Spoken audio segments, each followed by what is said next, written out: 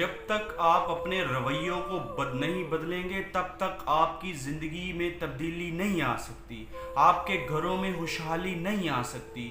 ہمیں اپنے رویے کو، اپنی سوچ کو، اپنے خیالات کو بدلنا پڑے گا۔